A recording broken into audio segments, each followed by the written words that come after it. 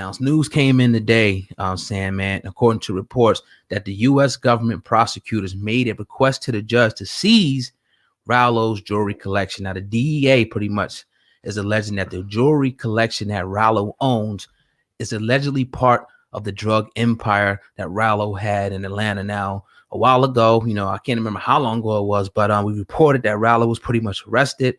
The feds have been watching him, and they brought him in for pretty much transporting marijuana, a lot of it, pounds of it, from California to Atlanta. And they're pretty much saying this is how he was able to buy, the jewelry, the cars, fun, not the music. He was able to do it with the drug money and whatnot. Now, they took so much stuff. I'm not going to go down the list. You know what I mean? This dude had mad jewelry, but they're confiscating it. Usually this is typical what happens, in a fake case like this. They're going to pretty much try to prove that everything that you did was a result of drug earnings. But obviously he can probably prove different. He's a, top rapper that made a lot of money in rapping. But what do you think about this new development coming out by way of AllHipHop.com today? Thank God for outlets like this. Thank God for outlets or the day and age in 2019 where you get other forms of information provided for you, because what's happening here is you have media hand in hand with the law enforcement, or hand in hand with whoever's pushing the gavel or pushing the cord, and can easily villainize or demonize this brother sitting behind bars who really does not have a voice outside of the internet or things like that. We've seen a lot of this happen before the internet. You can see, I'll give you an example, the exonerated 5, when they went in, they were deemed as animals, deemed as this, deemed as that. Lo and behold, these boys were innocent the entire time, but didn't have a proper voice. When you hear that now his jewelry's being seized and this and that, the headlines scream negativity, negativity. And then you hear it was because of this major drug operation that he had going on, pushing all of this drug stuff, all of these pounds of drugs from this coast to here, not excusing the fact that marijuana is being legalized state by state every time we blink our eye. So it's being legalized everywhere. Right. It's being sold, and we're allowed to get taxed and make money from it. But he tries to do it on his own private plane with his own money, bringing it to his own city, and he's sitting behind bars for it. It's kind of funny. But when you look at Ralo, you look at his team, and this is what I was saying. This is good in 2019 where we can get other forms of information, and even him on instant social media, even him behind bars. They're good. They're chilling. Every move that the feds are making right now, it's expected. They're not tripping on any of it. Like you said, he does what it looks like has a great legal team behind him that's fighting diligently to work on him getting up out of there without having to say or cough up a thing. So you just got to let time and the process take its place. I'm sure he'll get everything back. I'm sure he'll be free soon, because that's what you hear out of Ralo's camp. He'll be free soon. And another part, of the story is that pretty much they're actually trying to come after, the apartment units that he owns down there. Of course. The cars and stuff. And if you could remember, I don't know if you remember this, we did the story. He was letting a lot of people stay down there for free. Little Pakistan, right? Yeah. And have, that area down there in Atlanta and whatnot. And, really trying to build up the community. It just seems like it's funny every time, no matter how these guys got in the game, okay, they sold drugs. It's when they turn legal. And even with Big Meat, audio I put up of him, he said when he was, beginning to go legal and really starting to have the influence, it seemed like when the feds, come in. You just brought up the point that anywhere you go, you got all these dispensaries that's making hundreds of millions of dollars, off the very same product that he flew in. It just seems like it's a control thing, and they want to put a middleman in. They don't want you to go directly to the source, some Frank Lucas shit, and buy it and make money yourself. You got to pay us to get the license. You got to pay the state taxes and shit like that. That's some gangster shit right there. You got to call it, like you see it. Now I put up a story on ARAB. I'm glad you brought that up. Yeah, he's about to go to trial, and I want to get up there. I got to find out. I meant to find out today, when I hope it's next week, but I'm gonna try to, we definitely want to get up there at least a couple of days for that. You got people in the comment section saying, oh, you guys talking about you want a guy that's free, that's a drug dealer that ruined the community. I'm like, this is all allegations. I don't know what these dudes, I don't know the dude. I don't know if what they saying is true. I just don't, you know what I mean? And people can speculate and whatnot and say he did what he did. So again, you just said it, like you see this, people see the story come out, they automatically assume that these guys are guilty. And I just can't go with that, because sometimes people actually win.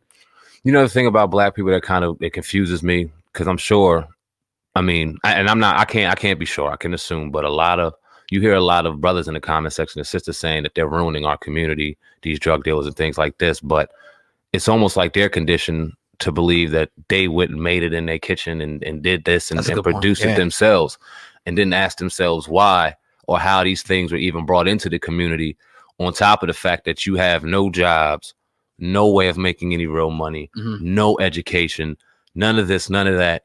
You got brothers out here trying to do this. And even though, yeah, they're ruining a lot of lives by doing it, you can't disagree with that, but that's something that they got to take up with themselves. Yeah. They're out here giving money to their mama, providing for their family, putting food on their table, things that they never had. So you would think that there'll be a little bit of a heightened sensitivity to these things, but then you give sensitivity and want to give excuse to fucking scammers. Yeah. That want to take your money and provide false hope for years on years on years, and sit back and get mad at those who want to hold that accountable. Really, it's weird how they do that. The biggest thing right now, ask this question, I'm going to go in. What's the biggest epidemic in drugs right now, Sam, man? Opiates. Opiates, right? And it was just a ruling that came down on the family. I forget the name of the family that was pretty much put out the drug or whatever, the Oxycontin or whatever. No criminal charges. They just got to pay some type of fine or something for pretty much being responsible for the epidemic. You know what I mean? It's an article out there. You guys can find it.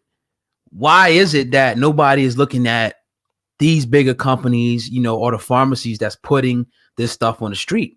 Nobody's looking. Nobody's saying, oh, you're destroying the community, this, that, and the third.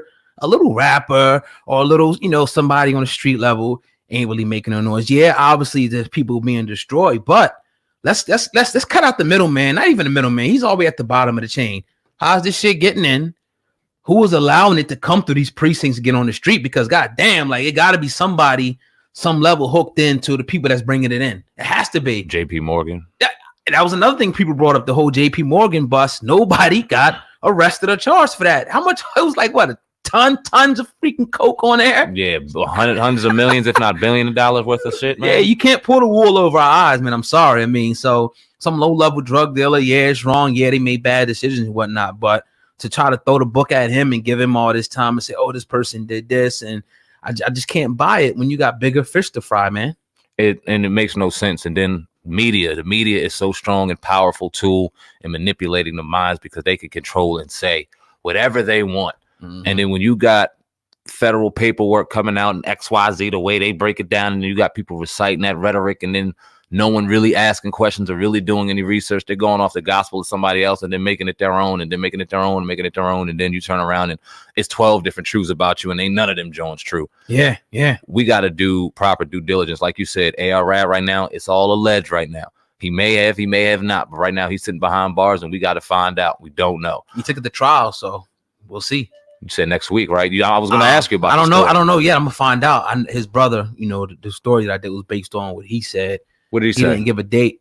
He pretty much said that they're about to go to trial this week, but it was like done on Friday, I think, or Saturday. I gotta look at the exact date. Okay. So I don't, you know, if it meant this or next. I just don't know. I gotta follow up. I was trying to look for his attorney or whatever to try to find out the information, but I ain't look too hard. Tomorrow I'll definitely know. Now, when this initially happened, didn't you reach out to one of the attorneys, and they really they didn't have any information at that moment or at that point in time?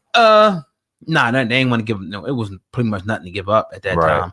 The only thing they would say, you know, I think it was a lady that they represent him or whatnot. So yeah, that's what went down with that. I don't know what I was looking for at that time. Maybe, I don't know, but anyway, the charge, I don't know. Yeah. But you know, I gotta now remember who the hell the lawyer was. I forgot that. So yeah, we'll get it. I mean, it's public information, and definitely want to try to, you know, sit up in there. It's right in Philly, right up the street, right in Center City. So yeah, we're trying to hit up that one. We were trying to go out to see what's going on in the fate of 6ix9ine, and that's happening soon, ain't it? December. Okay, yeah, we got to make sure we can definitely before we get know out there. That's probably be a lot of people in that joint too. Yeah, he'll be free in December. If he walks out that day, we get in the first interview. Well, what are the shadow groups? Nah. But yeah, man, you tuned into the Hip Hop Uncensored podcast with your brother Old God and Sam, man. We're going in today. I want to talk about this story here, Sam, and Master P.